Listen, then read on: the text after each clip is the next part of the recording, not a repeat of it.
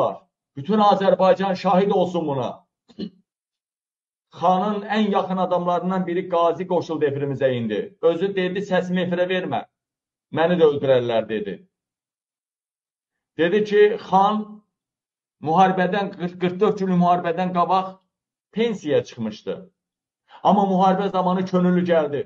Qəhrəman kəşfiyyatçımız qəhrəmancasına döyüşdü. Və xan yenə də döyüşdən sonra qayıtdı.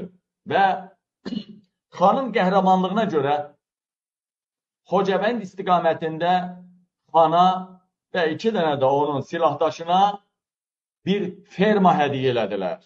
Ferma hədiyyə elədilər. Və xan həmin fermanı abadlaşdırmaq və içini heyvanla doldurmaq üçün bankdan böyük bir summa kredit almışdı. Alıbmış. Və ferma başa gələndə 2 dolanda, bilirsiniz, Azərbaycanda bütün ferma, ət monopoliyası bəylərindir. Bəylər Əyyubovun adamları gəliblər, xanın əlindən fermanı alıblar. Silah gücünə. Xan Mehriban Əliyevaya, İlham Əliyevə dəfələrlə yazsa da onun haqları bərpa edilməyib. Və bu savaş davam edirmiş. Xanın artıq əlacı qalıb ki, bir dənə mediaya çıxsın. Qabiləmi, Azad Sözəmi, harasa mediaya çıxsın. Mağara mediaya mı? Və xan bu ərəfədə idi ki, mediaya çıxıb ölkəni silkələyəcəkdi. Ölkə silkələnəcəkdi. Və xana Bəylər Əyyubovun adamları tələ qurdu. Hətta ermənilər Qarabağda müvəqqəti Putinin əmri ilə təmizlənməmişdən qabaq da xan hərbidə olanda Raqufun ətrafında olan adam olubdu. Raquf Orucovun milli qəhrəmanımız və Nəcməddin tərəfindən öldürülən Raquf Orucov.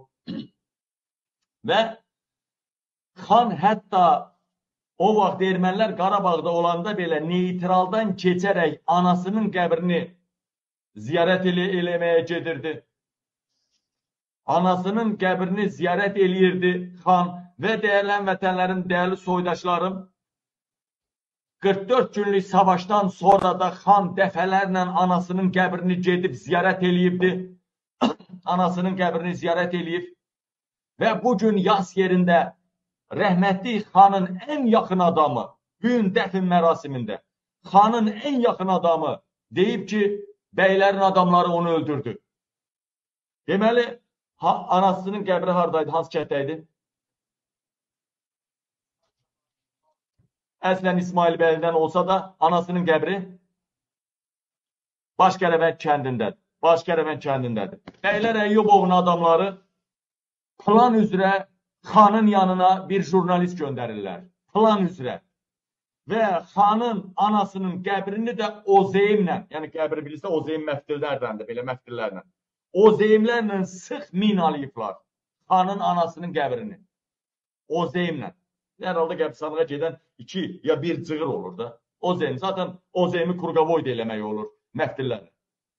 Və deyərlənmədən xan jurnalist gəlir ki, hər zaman hələ ermənilər Qarabağda olanda siz ananızın qəbrini ziyarət edirdiniz neytraldan keçərək. Zəhmət olmasa, ananızın elə qəbrinin yanında sizdən bir müsahibə götürmək istəyirəm, müsahibə. 2 nəfər olur, jurnalist və xan. Xan qabağa düşür, jurnalistlə dalınla. Çox güman ki, jurnalistin də müsahibədən xəbəri olur, bəlkə də ozeyimdən də xəbəri olur, bəlkə də.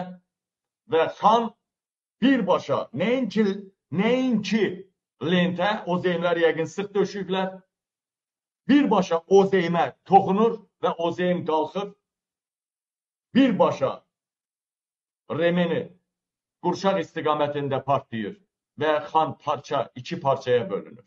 Və mən o görüntüləri yükləmişəm Qabil Telegram kanal ismi elədir, baxa bilərsiniz. Birbaşa Bəylər Əyyubovun planı üzrə xana tuzaq qurdular, fermanı əlindən aldılar, xanın prezidentə qədər yazdı, Mehribana qədər yazdı, alınmadı. Artıq mediaya çıxmağınla bağlı bəylərin adamlarını təhdid eləyəndə xanı jurnalistdən tələ qurdular və xanı öldürdülər. Bunu xanın ən yaxın adamı, həyatda və nəsildə kökdə ən yaxın adamı bugünkü dəfn mərasimində danışıbdır. And olsun namus və şərəfimə. Və bu qazi də, qəhrəman qazi də bizim efirə qoşuldu, mənə dedi, sadəcə dedi, səsimi efirə verməyin, məni də öldürərlər. İndi bildinizmi dəyərli həmvətənlərin vəziyyət nədir?